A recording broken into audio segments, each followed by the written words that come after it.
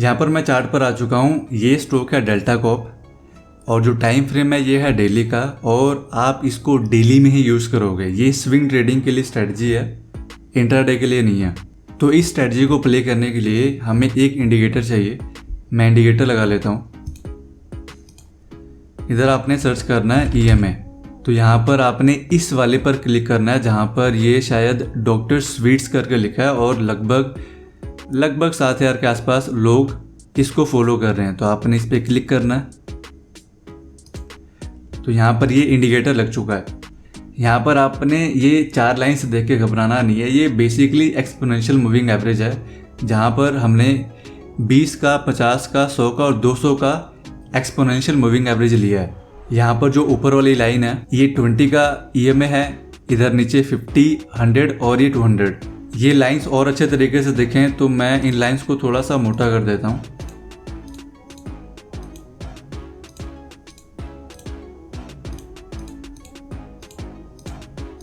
I hope आपको अब अच्छे से दिख रहा होगा।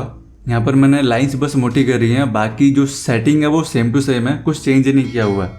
वैसे तो ज़्यादातर लोगों को पता होगा SMA और EMA में क्या फ़र्क होता है। SMA मतलब सिंपल मूविंग एवरेज, EMA मतलब एक्सपोनेंशियल मूविंग एवरेज। यहाँ पर कुछ ज़्यादा डिफरेंस होता नहीं है, मेनली बस एक स्पीड का डिफरेंस होता है। यहाँ पर जो EMA होता है वो ज़्यादा रिएक्टिव होता है, ज़्यादा फास्ट मूव करता है, और जो SMA होता है, जो सिंपल मूविंग एवरेज होता है, वो इनसे थोड़ा स्लो मूव करता है। जो SMA होता है वो इक्वली सारे कैंडल्स को एक वेटेज देता है, और जो EMA होता है वो रिसेंट जो कैंडल्स होते हैं उनको ज़्यादा वैल्यू देता है, इसलिए ज़्यादा रिएक्टिव होता है, ज़्यादा फास्ट मूव करता है। बस, और कोई डिफरेंस नहीं है।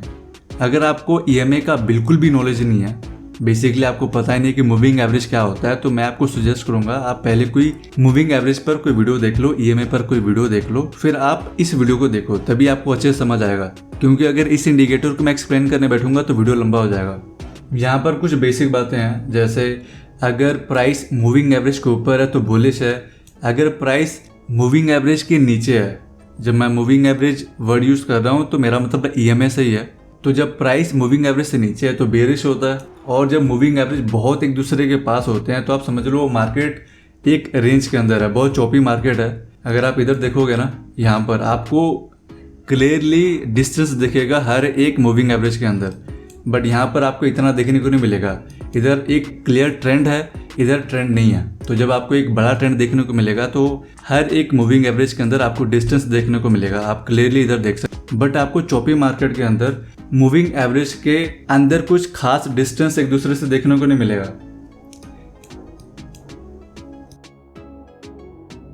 अब सवाल आता है कि हम इन EMAs को यूज करके ट्रेड कैसे करें, एंट्री कैसे लें। मैं आपको बताता हूँ। अब यहाँ पर स्टॉक के अंदर एंट्री लेने का कुछ फिक्स रूल नहीं है। यहाँ पर कुछ बेसिक बातें आपको बताता हूँ। फर्स्ट ऑफ ऑल, अगर आप किसी भी स्टॉक के अंदर ट्रेड कर रहे हो अप साइड के लिए, तो आपने हमेशा ध्यान रखना है कि सारे के सारे मूविंग एवरेज प्राइस के नीचे हों। ये ऐसा क्यों है मैं आपको बताता हूँ। यहाँ पर टोटल 4 EMA है, 20, 50, 100 और 200। अगर प्राइस इन चारों के ऊपर है ना, तो आप समझो एक स्ट्रॉन्ग ट्रेंड के अंदर है। तो यहाँ पर मैं आपको अब एंट्री बताता हूँ। तो जो सबसे पहला रूल था वो था कि प्राइस इन चारों EMA के ऊपर होना चाहिए। अगर प्राइस इसके नीचे होता है तो आप एंट्री नहीं लोगे लॉन्ग साइड को, अप साइड को, ठीक है। अब यहाँ पर एंट्री का कुछ फिक्स रूल नहीं है। अब यहाँ पर बहुत सारे तरीके हैं, मैं आपको बताता हूँ। अब यहाँ पर अगर मैं इधर देखूँ तो यहाँ पर अगर मैं एक लाइन ड्रॉ करूँ यहाँ पर, तो आप देखोगे, इसको मैं हाइड कर रहा हूँ, यहाँ पर आप देखोगे एक ब्रेकआउट है, ठीक है। तो आपकी एंट्री इधर से बनती है। अगर आप वॉल्यूम भी लगा लोगे और वॉल्यूम सपोर्ट कर रहा होगा इस मूव को, तो और अच्छी बात है।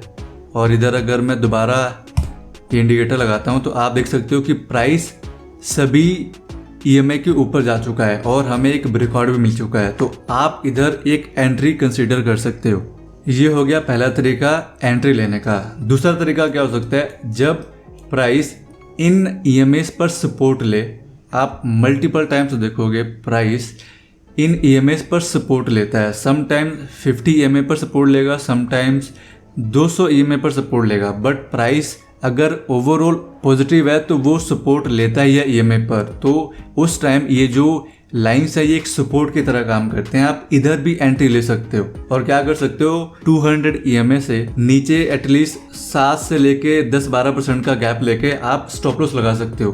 बट ओवरऑल जो आपका स्टॉप लॉस होना चाहिए वो अपने अकाउंट का 1 से 1.5% ही होना चाहिए। मैं एक ट्रेड में सिर्फ 10 से 12% का स्टॉप लॉस बोल रहा हूँ और ओवरऑल अकाउंट पे सिर्फ 1%। तो यहाँ पर आपको दूसरा क्राइटेरिया पता लग गया कि आप एक सपोर्ट की तरह भी इनको ट्रेड कर सकते हो।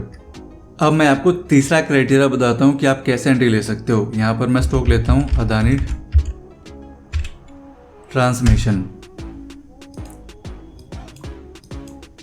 ये जो ऊपर वाला लाइन है ये है 20 EMA, नीचे वाला जो लाइन है ये है 50 EMA। मैंने कलर चेंज कर दिया ताकि आपको अच्छे से दिखे। और नीचे वाले 100 और 200 EMA हैं, इनको अभी इग्नोर करो, सिर्फ इन 2 लाइंस पर आप फोकस करो। अब यहाँ पर आप देखोगे ध्यान से, ये जो 20 EMA लाइन है ये 100 और 50 के नीचे चल रहा है और उसके बाद क्या होता है, इधर एक बड़ा कैंडल आता है और जो 20 EMA है ये 100 और 50 EMA के ऊपर चला जाता है। और उसके बाद अगर हम देखें टिल डेट ऑलमोस्ट 70% का रिटर्न इस स्टॉक ने दिया है। तो यहाँ पर आप जब क्रॉसओवर होता है उसके बेस पर भी एंट्री ले सकते हो। ये मेथड मैं ज़्यादा रिकमेंड नहीं करूँगा, बट एक चीज़ मैं ज़्यादा रिकमेंड करूँगा वो है पिछला जो हाई है वो अगर ब्रेक होता है और सारे EMA नीचे होते हैं और इधर प्रॉपर ब्रेकआउट मिलता है, ठीक है, तो आप उधर एंट्री ले सकते हो। अब यहाँ पर मैंने आपको टोटल 3 मेथड बता दिए हैं एंट्री लेने का किसी भी स्टॉक के अंदर, बट जो पेड कोर्स था उसके अंदर एक भी एंट्री का क्राइटेरिया नहीं बताया था। उसके अंदर बस बेसिक बातें बताई थी कि EMA क्या होता है, SMA क्या होता है। मुझको तो उस पेड कोर्स के अंदर ये नहीं समझ आया, बस EMA और SMA क्या होता है बस वही समझाना था। तो उसको पेड क्यों रखा, क्योंकि वो तो ऑलरेडी फ्रीली अवेलेबल है हर जगह। मैं आपको लास्ट मेथड बताना भूल गया कि आप कैसे एंट्री ले सकते हो। आपने पैटर्न्स के बारे में बहुत सारी वीडियो देखी होंगी, तो आप क्या कर सकते हो, जब आपको कोई पैटर्न दिखे, ठीक है, और आपको ब्रेकआउट दिखे, आपको ये भी दिखे कि मूविंग एवरेज प्राइस के नीचे है, तो वो भी एक अच्छा साइन है। जैसे अगर मैं इधर देखूं, यहाँ पर प्राइस ऊपर गया, ठीक है, उसके बाद इधर एक फ्लैग बना है, आई थिंक फ्लैग ही बोलते हैं इसको। तो यहाँ पर आप देखो इधर एक पैटर्न बना है, उसके बाद ब्रेकआउट आता है, मूविंग एवरेज नीचे ही है, इधर आई थिंक वॉल्यूम भी होगा। बस इतना ही आपको करना है। ऐसे ही आप इस स्ट्रेटजी को जितना सिंपल हो सके उतना सिंपल रखने की कोशिश करना। अगर आप इसको कॉम्प्लिकेट करोगे तो मुझे पता है आप उसको फॉलो करने वाले नहीं हो लॉन्ग टर्म में। कुछ ट्रेड लोगे उसके बाद और दूसरी स्ट्रेटजी की तरफ भागने लग जाओगे आप। यहाँ पर हो सकता है कि कुछ लोगों के दिमाग में एक चीज़ स्ट्राइक करे कि इधर हमने ब्रेकआउट में एंट्री लेनी है, इधर हमने चार्ट पैटर्न्स पर ब्रेकआउट लेना है, तो हमें इन मूविंग एवरेज का यूज ही क्यों करना है। मैं आपको बताता हूँ, अगर आप ब्रेकआउट ट्रेडर हो ना, आपके जो मैक्सिमम ट्रेड्स होते हैं वो ब्रेकआउट फेल हो जाते हैं। पर आपने कभी ये ध्यान से देखा है जो आप ब्रेकआउट ट्रेड कर रहे हो उसके पहले का ट्रेंड क्या था, वो ओवरऑल लॉन्ग टर्म में वो ऊपर ही जा रहा है या फिर ऐसे नीचे नीचे आया, उसके बाद ब्रेकआउट हुआ तो आपने एंट्री ले ली। मैं आपको ड्रॉ करके बताता हूँ।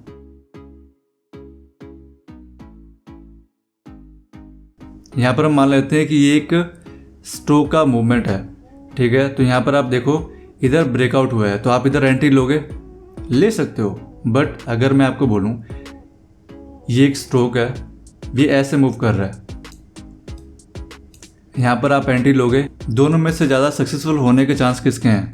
दोनों में से कोई भी हो सकता है, बट प्रोबेबिलिटी जो है वो इसकी ज़्यादा है। क्यों? इसका जो पहले वाला ट्रेंड है वो ऑलरेडी पॉजिटिव है, आपको नहीं पता इसके अंदर कब गिरावट आना शुरू हो जाए।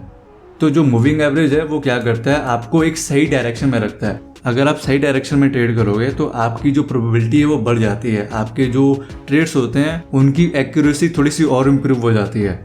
यहाँ पर ओवरऑल 4 EMAs हैं। जो 20 वाला है ये शॉर्ट टर्म का ट्रेंड बताता है कितना स्ट्रॉन्ग है, ये जो 50 EMA है ये मिड टर्म का बताता है, और ये जो है 200 EMA ये थोड़ा सा लॉन्ग टर्म का बताता है, और ये जो 200 EMA ये अल्टीमेट लाइन है। यहाँ पर डिसाइड होता है कि स्टॉक किधर जाएगा, या तो बुरी तरह नीचे पिटेगा या फिर धीरे धीरे करके ऊपर जाएगा। तो ये जो लाइन है ना 200 EMA, अगर आप इस स्ट्रेटजी को नहीं भी फॉलो करने वाले हो, अगर आप स्विंग ट्रेडर हो या पोजिशनल ट्रेडर हो, तो आप इसको यूज करो। अगर आप इसको यूज करते हो मैं तो श्योर हूँ कि आपका कहीं ना कहीं ट्रेडिंग इंप्रूव जरूर होगा। यहाँ पर मैंने बोला था कि जो 200 EMA है वो बहुत ही इंपॉर्टेंट लाइन होता है, प्राइस मल्टीपल टाइम्स इससे सपोर्ट लेता है।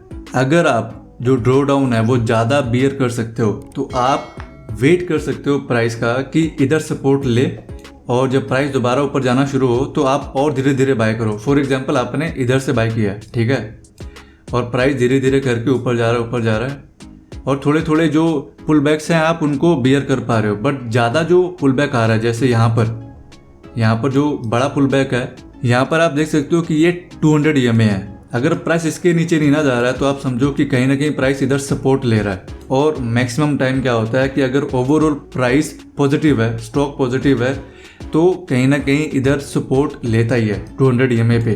तो अगर आपके जो ट्रेड्स हैं महीनों तक जाते हैं तो आप इसको एक सपोर्ट की तरह ले सकते हो। यहाँ पर आपको मैजिक होते हुए देखेंगे। और जिन लोगों का जो ट्रेड होता है महीनों तक नहीं होता है, कुछ ही दिनों तक का होता है, तो उनके लिए एक चीज़ बताना चाहूँगा। यहाँ पर इसको मैं थोड़ा सा हटाता हूँ। यहाँ पर आप देखोगे ना, एक टाइट कंसोलिडेशन है, ठीक है। यहाँ पर आपने ब्रेकआउट के टाइम पर एंट्री ली और ये हाई मारता है लगभग 85% के आसपास।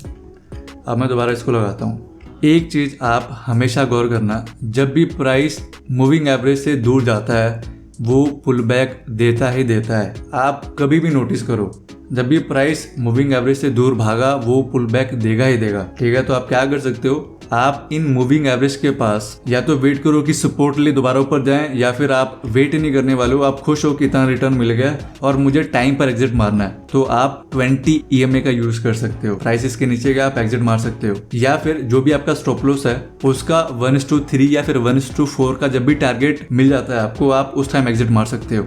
तो यहाँ पर मैंने आपको एग्जिट का भी बता दिया है। आप 1:4, 1:5 का टारगेट लेके चल सकते हो। एग्जिट के लिए आप मूविंग एवरेज का भी यूज कर सकते हो। अगर आप और वेट करना चाहते हो कि मुझे और राइड लंबा लेके चलना है, आप देखना चाहते हो कि स्टॉक क्या पता और ऊपर जाए, तो वेट करना चाहते हो, तो आप ये 100 का और 50 का जो EMA है आप इधर पुल बैक का वेट कर सकते हो। इधर से कई बार प्राइस सपोर्ट लेता है और इधर ले भी रहा है, अगर आप देखो इधर सपोर्ट भी ले रहा है। और अल्टीमेट जो सपोर्ट होता है, जहां पर डिसाइड होता है कि स्टॉक के अंदर क्या होगा, उसकी पिटाई होगी बुरी तरह या फिर उसके मजे लगने वाले हैं, वो हवा में उड़ने वाला है, तो यहाँ पर या तो ऊपर जाता है या फिर बुरी तरह नीचे आता है।